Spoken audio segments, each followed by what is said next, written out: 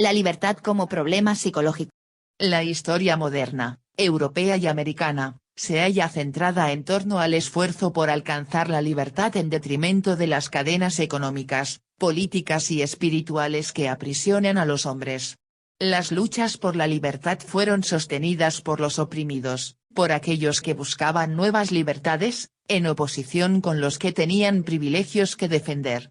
Al luchar una clase por su propia liberación del dominio ajeno creía hacerlo por la libertad humana como tal y, por consiguiente, podía invocar un ideal y expresar aquella aspiración a la libertad que se halla arraigada en todos los oprimidos.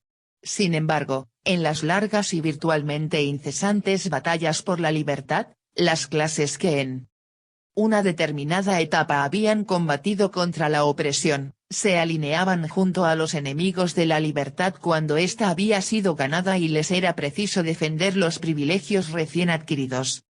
A pesar de los muchos descalabros sufridos, la libertad ha ganado sus batallas. Muchos perecieron en ellas con la convicción de que era preferible morir en la lucha contra la opresión a vivir sin libertad.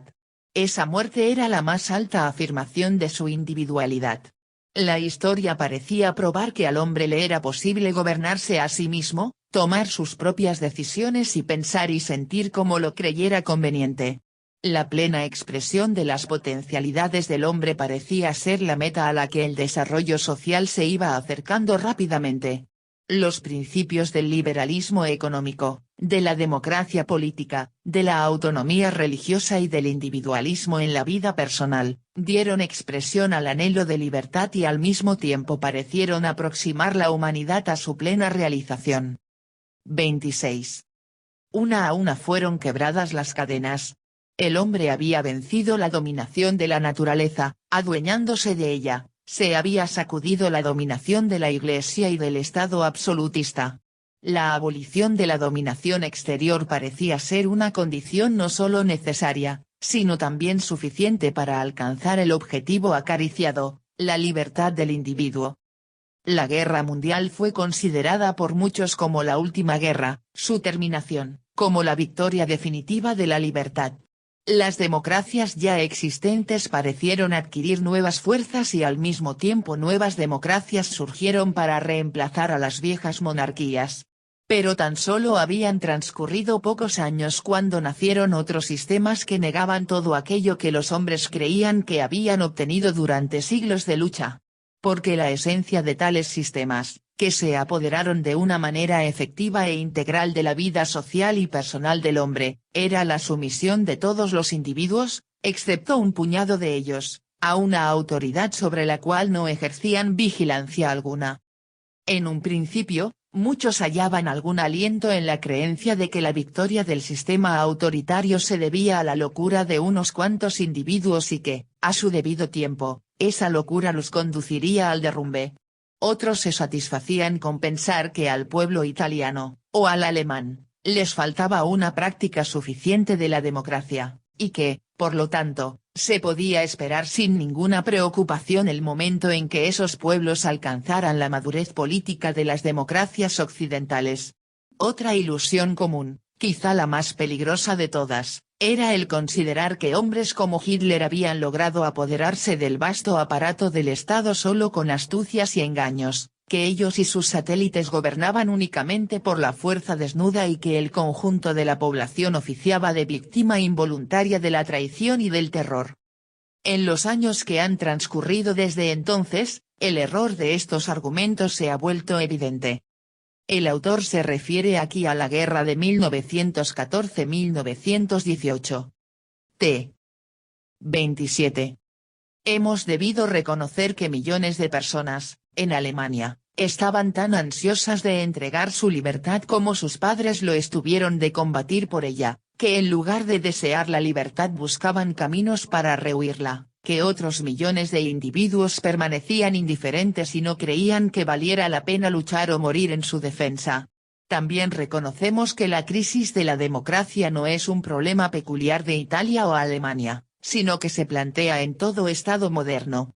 Bien poco interesan los símbolos bajos los cuales se cobijan los enemigos de la libertad humana, ella no está menos amenazada si se la ataca en nombre del antifascismo o en el del fascismo más descarado. 1. Esta verdad ha sido formulada con tanta eficacia por John Dewey, que quiero expresarla con sus mismas palabras. La amenaza más seria para nuestra democracia, afirma, no es la existencia de los estados totalitarios extranjeros. Es la existencia en nuestras propias actitudes personales y en nuestras propias instituciones de aquellos mismos factores que en esos países han otorgado la victoria a la autoridad exterior y estructurado la disciplina, la uniformidad y la dependencia respecto del líder. Por lo tanto, el campo de batalla está también aquí, en nosotros mismos y en nuestras instituciones. 2. 1. Uso del término fascismo o autoritarismo para denominar un sistema dictatorial del tipo alemán o italiano. Cuando me refiera especialmente al sistema alemán, lo llamaré nazismo. 2. John Dewey, Freedom Culture, Londres, Allen Unwin, 1940. Traducción castellana, Libertad y Cultura, Rosario, ed. Rosario, 1946. Si queremos combatir el fascismo debemos entenderlo. El pensamiento que se deje engañar a sí mismo, guiándose por el deseo, no nos ayudará. Y recitar fórmulas optimistas resultará anticuado e inútil como lo es una danza india para provocar la lluvia. Al lado del problema de las condiciones económicas y sociales que han originado el fascismo se halla del hombre moderno que le hicieron desear el abandono de la libertad en los países fascistas, y que de manera tan amplia prevalecen entre millones de personas de nuestro propio pueblo. El problema humano, que debe ser entendido. Este libro se propone analizar aquellos factores dinámicos existentes en la estructura del carácter. 28. Las cuestiones fundamentales que surgen cuando se considera el aspecto humano de la libertad, el ansia de sumisión y el apetito del poder, son estas. ¿Qué es la libertad como experiencia humana? ¿Es el deseo de libertad algo inherente a la naturaleza de los hombres? Se trata de una experiencia idéntica, cualquiera que sea el tipo de cultura a la cual una persona pertenece, o se trata de algo que varía de acuerdo con el grado de individualismo alcanzado en una sociedad dada. ¿Es la libertad solamente ausencia de presión exterior o es también presencia de algo? Y, siendo así, ¿qué es ese algo? ¿Cuáles son los factores económicos y sociales que llevan a luchar por la libertad? ¿Puede la libertad volverse una carga demasiado pesada para el hombre, al punto que trate de eludirla? ¿Cómo ocurre entonces que la libertad resulta para muchos una meta ansiada, mientras que para otros no es más que una amenaza?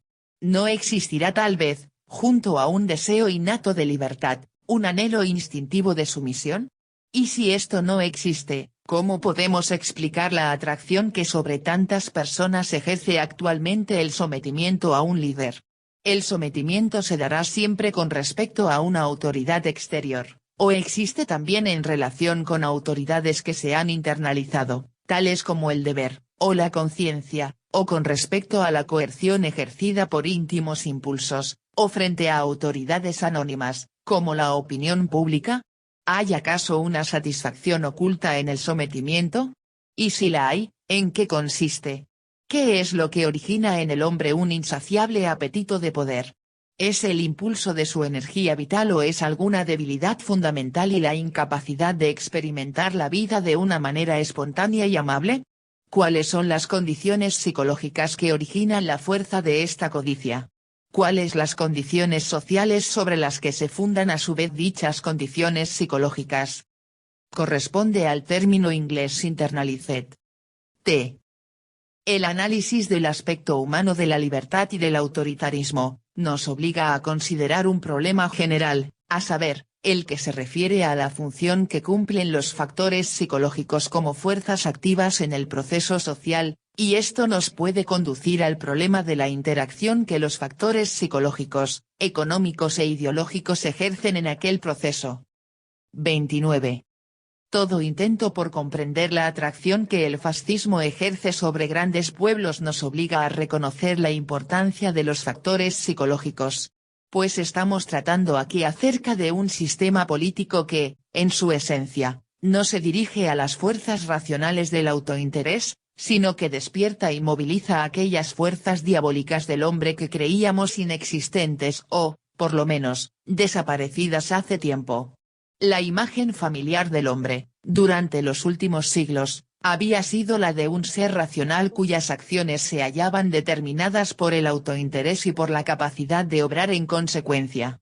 Hasta escritores como Hobbes, que consideraban la voluntad de poder y la hostilidad como fuerzas motrices del hombre, explicaban la existencia de tales fuerzas como el lógico resultado del autointerés, puesto que los hombres son iguales y tienen, por lo tanto, el mismo deseo de felicidad, y dado que no existen bienes suficientes para satisfacer a todos por igual, necesariamente deben combatirse los unos a los otros y buscar el poder con el fin de asegurarse el goce futuro de lo que poseen en el presente. Pero la imagen de Hobbes pasó de moda.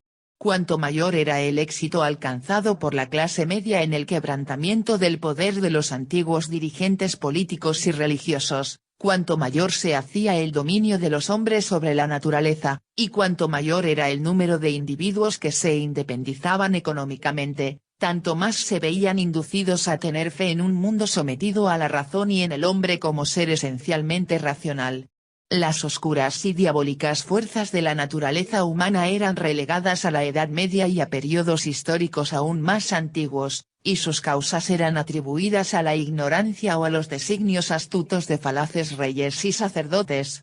Se miraban esos periodos del modo como se podría mirar un volcán que desde largo tiempo ha dejado de constituir una amenaza. Se sentía la seguridad y la confianza de que las realizaciones de la democracia moderna habían barrido todas las fuerzas siniestras, el mundo parecía brillante y seguro, al modo de las calles bien iluminadas de una ciudad moderna. 30. Se suponía que las guerras eran los últimos restos de los viejos tiempos, y tan solo parecía necesaria una guerra más para acabar con todas ellas. Las crisis económicas eran consideradas meros accidentes, aun cuando tales accidentes siguieran aconteciendo con cierta regularidad. Cuando el fascismo llegó al poder, la mayoría de la gente se hallaba desprevenida tanto desde el punto de vista práctico como teórico. Era incapaz de creer que el hombre llegara a mostrar tamaña propensión al mal, un apetito tal del poder, semejante desprecio por los derechos de los débiles o parecido anhelo de sumisión. Tan solo unos pocos se habían percatado de ese sordo retumbar del volcán que precede a la erupción. Nietzsche había perturbado el complaciente optimismo del siglo XIX, lo mismo había hecho Marx, aun cuando de una manera distinta. Otra advertencia había llegado, algo más tarde, por obra de Freud. Ciertamente, este y la mayoría de sus discípulos solo tenían una concepción muy ingenua de lo que ocurre en la sociedad, y la mayor parte de las aplicaciones de su psicología a los problemas sociales eran construcciones erróneas, y sin embargo, al dedicar su interés a los fenómenos de los trastornos emocionales y mentales del individuo, ellos nos condujeron hasta la cima del volcán y nos hicieron mirar dentro del hirviente cráter. Freud avanzó más allá de todos al tender hacia la observación y el análisis de las fuerzas irracionales e inconscientes que determinan parte de la conducta humana. Junto con sus discípulos, dentro de la psicología moderna, no solamente puso al descubierto el sector irracional e inconsciente de la naturaleza humana, cuya existencia había sido desdeñada por el racionalismo moderno, sino que también mostró cómo estos fenómenos irracionales se hallan sujetos a ciertas leyes y, por tanto, pueden ser comprendidos racionalmente. Nos enseñó a comprender el lenguaje de los sueños y de los síntomas somáticos, así como las irracionalidades de la conducta humana. Descubrió que tales irracionalidades y del mismo modo toda la estructura del carácter de un individuo, constituían reacciones frente a las influencias ejercidas por el mundo exterior y, de modo especial, frente a las experimentadas durante la primera infancia. 31. Pero Freud estaba tan imbuido del espíritu de la cultura a que pertenecía, que no podía ir más allá de ciertos límites impuestos por esa cultura misma. Esos mismos límites se convirtieron en limitaciones de su comprensión, incluso, del individuo enfermo, y dificultaron la comprensión de Freud acerca del individuo normal y de los fenómenos irracionales que operan en la vida social. Como este libro subraya la importancia de los factores psicológicos en todo el proceso social y como el presente análisis se asienta en algunos de los descubrimientos fundamentales de Freud, especialmente en los que conciernen a la acción de las fuerzas inconscientes en el carácter del hombre y su dependencia de los influjos externos, creo que constituirá una ayuda para el lector conocer ahora algunos de los principios generales de nuestro punto de vista, así como también las principales diferencias existentes entre nuestra concepción y los conceptos freudianos clásicos. 3. Un punto de vista psicoanalítico que, aun cuando se basa en los resultados fundamentales de la teoría freudiana, difiere de ella en muchos aspectos importantes, puede hallarse en la obra de Karen Omeyniu-Weiss in Psychoanalysis, Londres, Kegan Paul, 1939, traducción castellana. El nuevo psicoanálisis, México, Fondo de Cultura Económica, 1943, y en la de Harry Stack Sullivan Conceptions of Modern Psychiatry, The First William Alanson White Memorial Lectures aparecida en Psychiatry, 1940, Vol. 3, número 1. Aunque los dos autores difieren en muchos aspectos, el punto de vista que se sostiene aquí tiene mucho en común con ambos. Freud aceptaba la creencia tradicional en una dicotomía básica entre hombre y sociedad, así como la antigua doctrina de la maldad de la naturaleza humana. El hombre, según él, es un ser fundamentalmente antisocial. La sociedad debe domesticarlo, concederle unas cuantas satisfacciones directas de aquellos impulsos que, por ser biológicos, no pueden extirparse, pero, en general, la sociedad debe purificar y moderar hábilmente los impulsos básicos del hombre.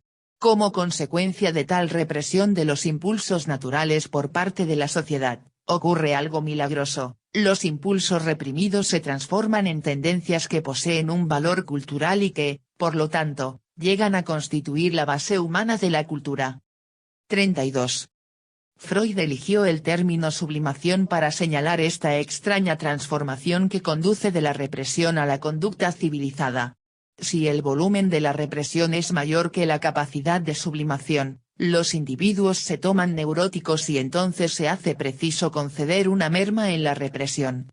Generalmente, sin embargo, existe una relación inversa entre la satisfacción de los impulsos humanos y la cultura, a mayor represión, mayor cultura, y mayor peligro de trastornos neuróticos. La relación del individuo con la sociedad, en la teoría de Freud, es en esencia de carácter estático, el individuo permanece virtualmente el mismo, y tan solo sufre cambios en la medida en que la sociedad ejerce una mayor presión sobre sus impulsos naturales, obligándole así a una mayor sublimación, o bien le concede mayor satisfacción, sacrificando de este modo la cultura.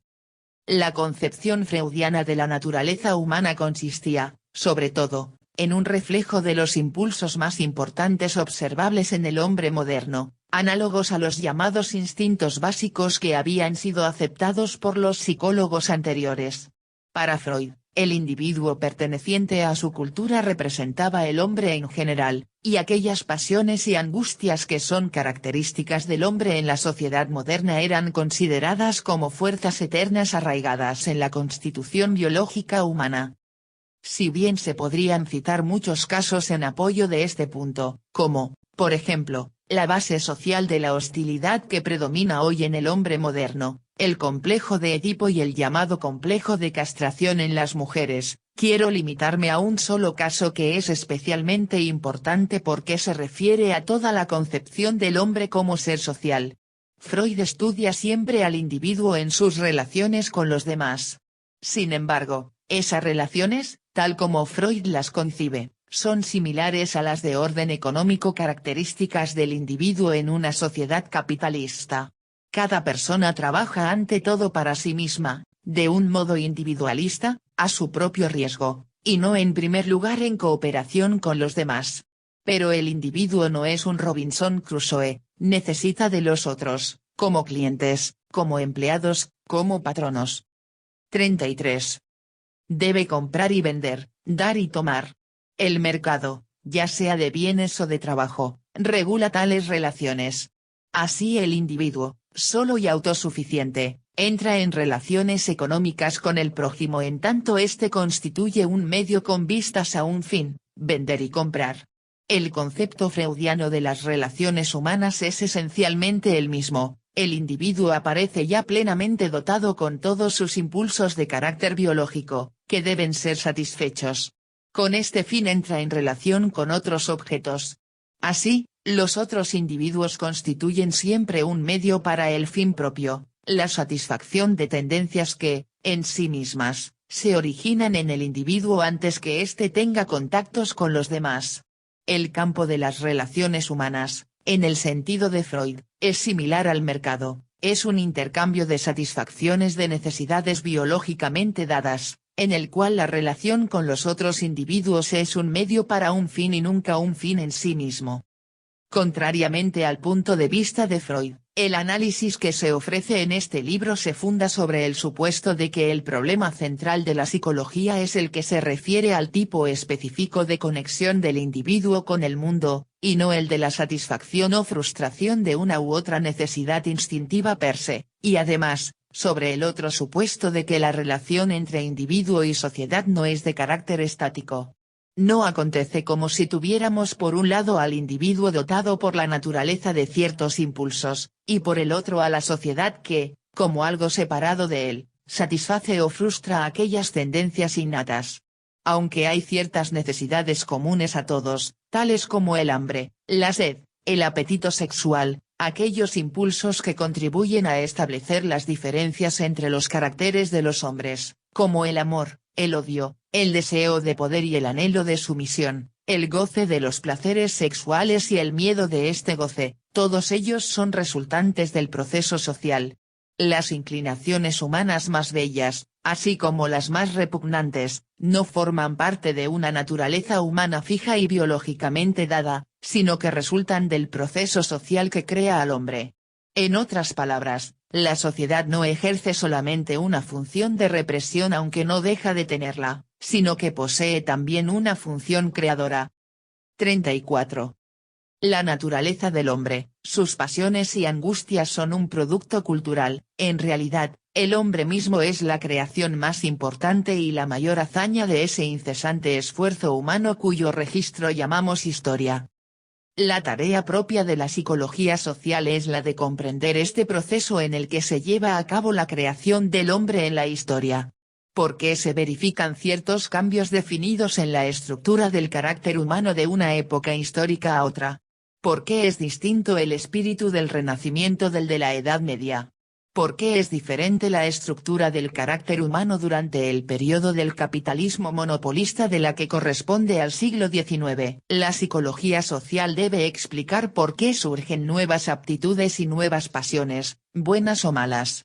Así descubrimos, por ejemplo, que desde el Renacimiento hasta nuestros días los hombres han ido adquiriendo una ardorosa ambición de fama que, aun cuando hoy nos parece muy natural, casi no existía en el hombre de la sociedad medieval. 4 En el mismo periodo los hombres desarrollaron un sentimiento de la belleza de la naturaleza que antes no poseían. 5 Aún más, en los países del norte de Europa, desde el siglo XVI en adelante, el individuo desarrolló un obsesivo afán de trabajo del que habían carecido los hombres libres de periodos anteriores.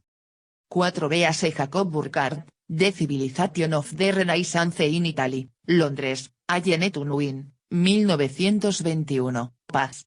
139 y 6. Traducción castellana, Buenos Aires, Losada, 1942. 5. Cit. Paz. 299 y 6. Pero no solamente el hombre es producto de la historia, sino que también la historia es producto del hombre. La solución de esta contradicción aparente constituye el campo de la psicología social.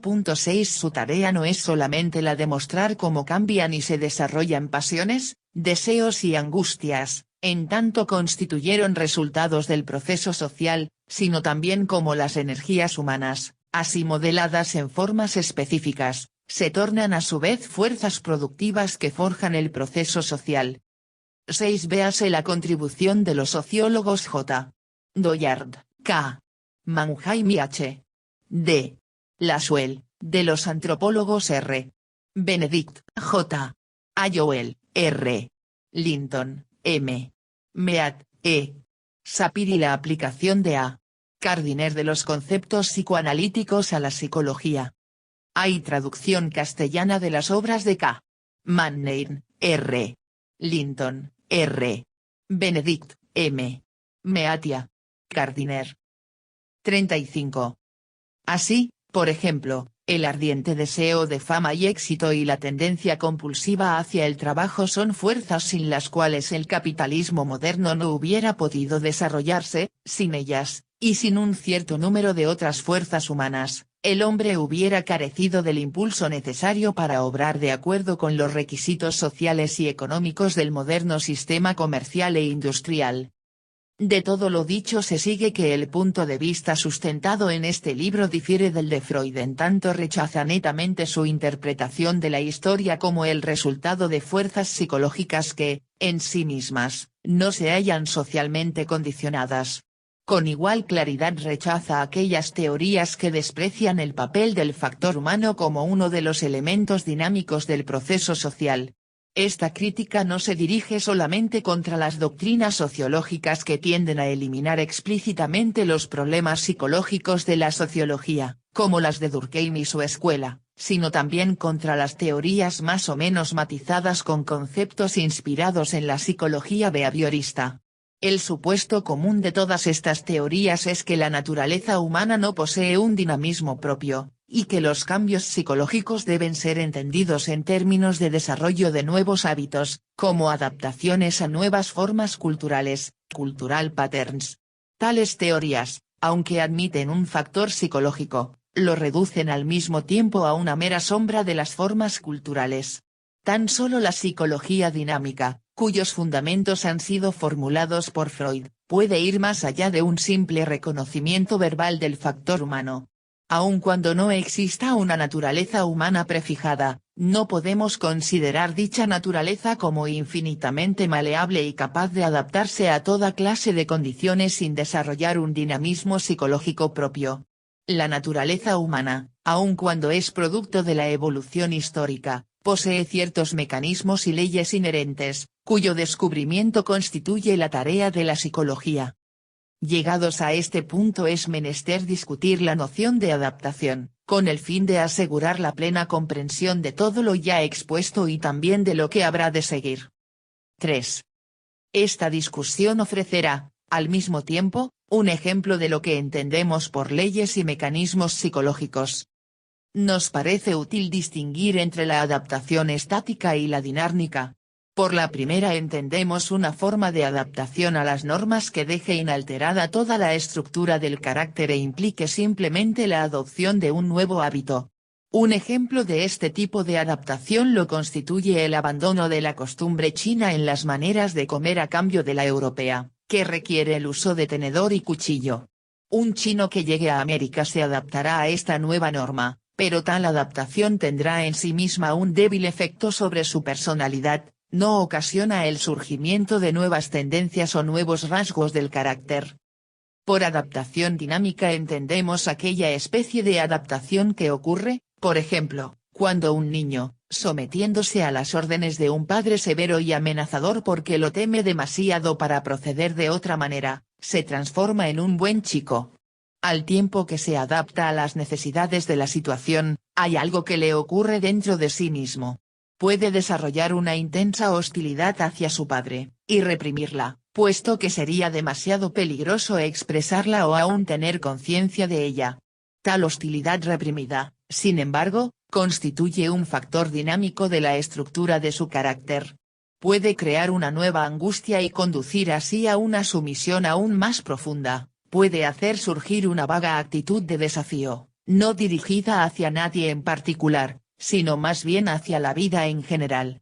Aunque aquí también, como en el primer ejemplo, el individuo se adapta a ciertas circunstancias exteriores, en este caso la adaptación crea algo nuevo en él, hace surgir nuevos impulsos coercitivos, drive, y nuevas angustias. Toda neurosis es un ejemplo de este tipo de adaptación dinámica, Ella consiste esencialmente en adaptarse a ciertas condiciones externas, especialmente las de la primera infancia, que son en sí mismas irracionales y, además, hablando en términos generales, desfavorables al crecimiento y al desarrollo del niño.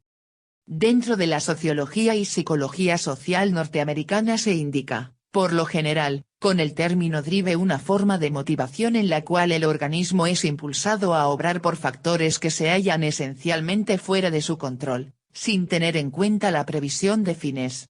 Véase H. P. Fairchild, Dictionary of Sociology, Nueva York, Philosophical Library, 1944, página 99. T. 37.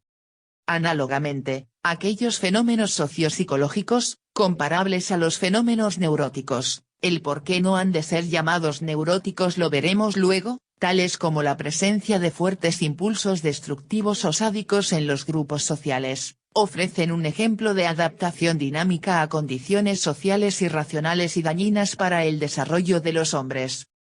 Además de la cuestión referente a la especie de adaptación que se produce, debe responderse a otras preguntas: ¿qué es lo que obliga a los hombres a adaptarse a casi todas las condiciones vitales que pueden concebirse, y cuáles son los límites de su adaptabilidad? Al dar respuesta a estas cuestiones, el primer fenómeno que debemos discutir es el hecho de que existen ciertos sectores de la naturaleza humana que son más flexibles y adaptables que otros.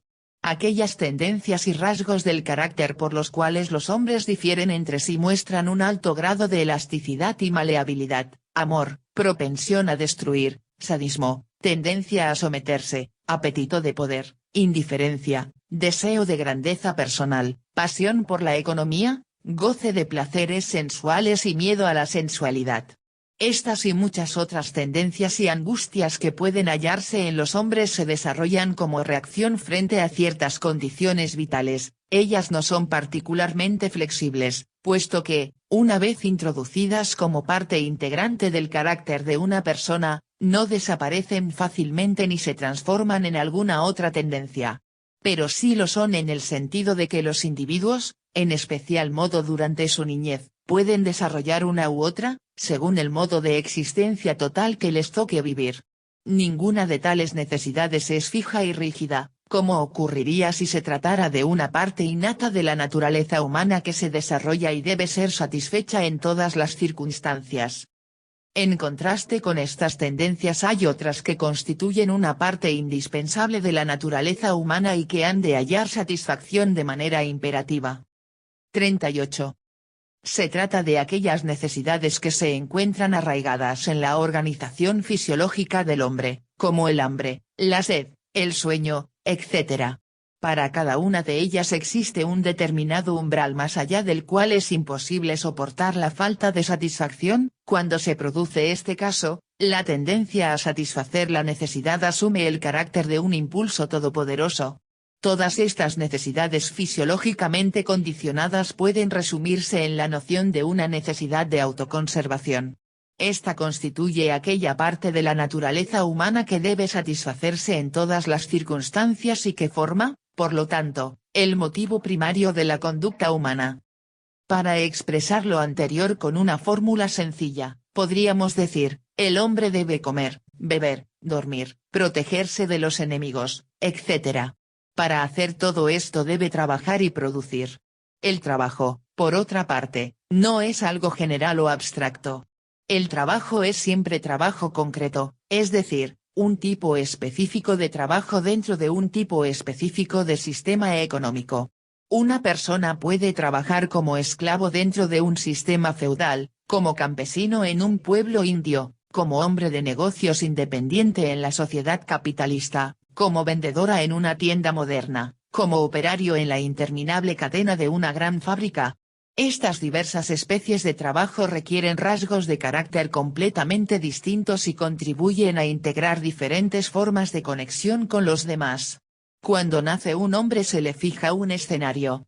Debe comer y beber y, por ende, trabajar. Ello significa que le será preciso trabajar en aquellas condiciones especiales y en aquellas determinadas formas que le impone el tipo de sociedad en la cual ha nacido. Ambos factores, su necesidad de vivir y el sistema social, no pueden ser alterados por él en tanto individuo, siendo ellos los que determinan el desarrollo de aquellos rasgos que muestran una plasticidad mayor. Así el modo de vida, tal como se haya predeterminado para el individuo por obra de las características peculiares de un sistema económico, llega a ser el factor primordial en la determinación de toda la estructura de su carácter, por cuanto la imperiosa necesidad de autoconservación lo obliga a aceptar las condiciones en las cuales debe vivir. 39. Ello no significa que no pueda intentar, juntamente con otros individuos, la realización de ciertos cambios políticos y económicos. No obstante, su personalidad es moldeada esencialmente por obra del tipo de existencia especial que le ha tocado en suerte, puesto que ya desde niño ha tenido que enfrentarlo a través del medio familiar, medio que expresa todas las características típicas de una sociedad o clase determinada. 7. Me gustaría hacer una advertencia con respecto a una confusión que con frecuencia surge acerca de este problema. La estructura económica de una sociedad, al determinar el modo de vida del individuo, opera, en el desarrollo de la persona, como una condición. Estas condiciones económicas son completamente diferentes de los motivos económicos subjetivos, tales como el deseo de riqueza material, considerado como el motivo dominante de la conducta humana por muchos escritores, desde el Renacimiento hasta ciertos autores marxistas que no lograron entender los conceptos básicos de Marx. En realidad, el deseo omnicomprensivo de riqueza material es una necesidad peculiar tan solo de ciertas culturas, y diferentes condiciones económicas pueden crear rasgos de personalidad que aborrecen la riqueza material o les es indiferente. He discutido detalladamente este problema en Über Methode und Aufgabe en der analytischen Sozialpsychologie, Zeitschrift für Kondieresis Sozialforschung, Leipzig, 1932, Vol. I. Paz. 28 y 6. Las necesidades fisiológicamente condicionadas no constituyen la única parte de la naturaleza humana que posee carácter imperativo. Hay otra parte que es igualmente compulsiva, una parte que no se halla arraigada en los procesos corporales, pero sí en la esencia misma de la vida humana, en su forma y en su práctica, la necesidad de relacionarse con el mundo exterior, la necesidad de evitar el aislamiento. Sentirse completamente aislado y solitario conduce a la desintegración mental, del mismo modo que la inanición conduce a la muerte. Esta conexión con los otros nada tiene que ver con el contacto físico. Un individuo puede estar solo en el sentido físico durante muchos años y, sin embargo, estar relacionado con ideas, valores o, por lo menos, normas sociales que le proporcionan un sentimiento de comunión y pertenencia. Por otra parte, puede vivir entre la gente y no obstante dejarse vencer por un sentimiento de aislamiento total, cuyo resultado será, una vez excedidos ciertos límites, aquel estado de insania expresado por los trastornos esquizofrénicos. Esta falta de conexión con valores, símbolos o normas, que podríamos llamar soledad moral, es tan intolerable como la soledad física, o, más bien, la soledad física se vuelve intolerable tan solo si implica también soledad moral. 40. La conexión espiritual con el mundo puede tomar distintas formas, en sus respectivas celdas, el monje que cree en Dios y el prisionero político aislado de todos los demás, pero que se siente unido con sus compañeros de lucha, no están moralmente solos. Ni lo está el inglés que viste su smoking en el ambiente más exótico, ni el pequeño burgués que, aun cuando se halla profundamente aislado de los otros hombres, se siente unido a su nación y a sus símbolos.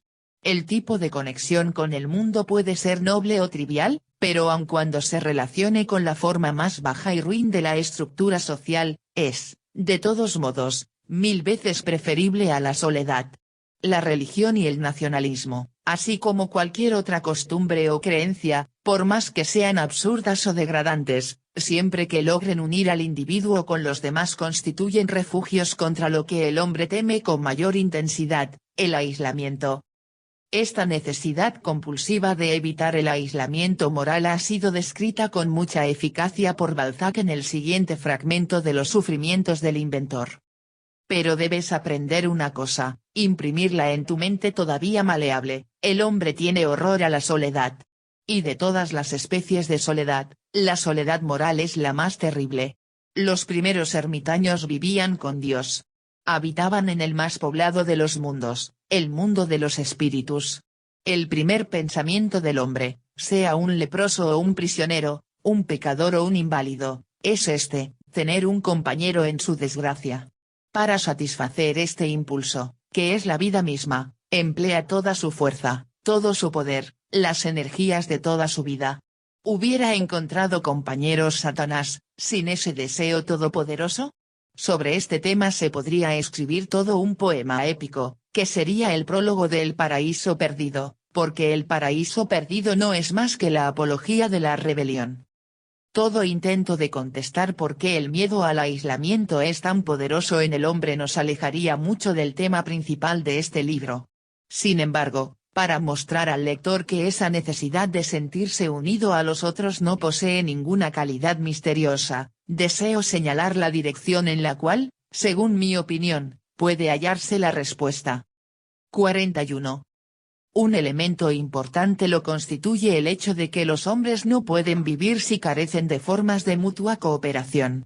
En cualquier tipo posible de cultura el hombre necesita de la cooperación de los demás si quiere sobrevivir, debe cooperar ya sea para defenderse de los enemigos o de los peligros naturales, ya sea para poder trabajar y producir.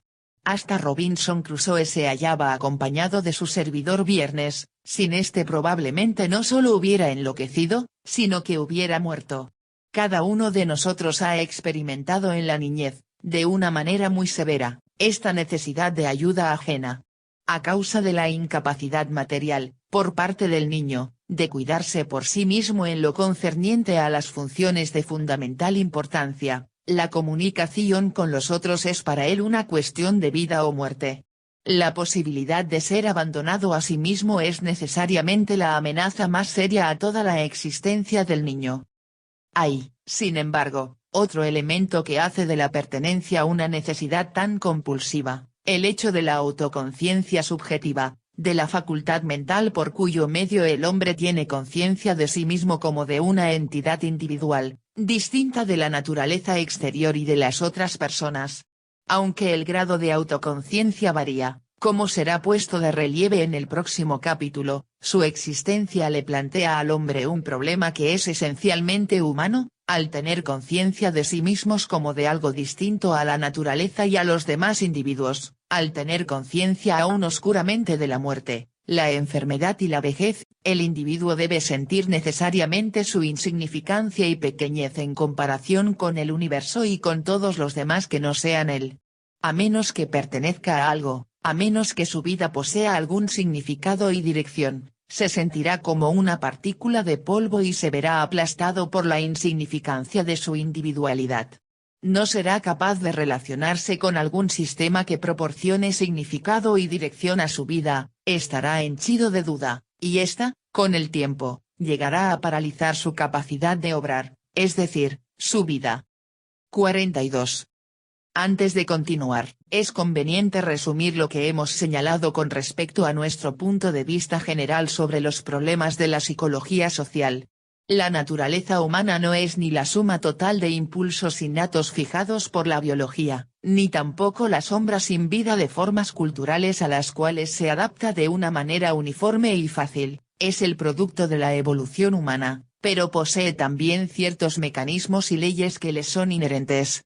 Hay ciertos factores en la naturaleza del hombre que aparecen fijos e inmutables: la necesidad de satisfacer los impulsos biológicos y la necesidad de evitar el aislamiento y la soledad moral.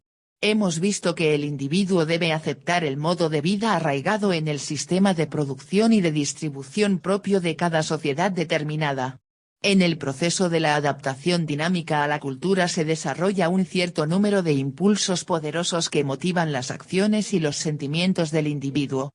Este puede o no tener conciencia de tales impulsos, pero, en todos los casos, ellos son enérgicos y exigen ser satisfechos una vez que se han desarrollado. Se transforman así en fuerzas poderosas que a su vez contribuyen de una manera efectiva a forjar el proceso social.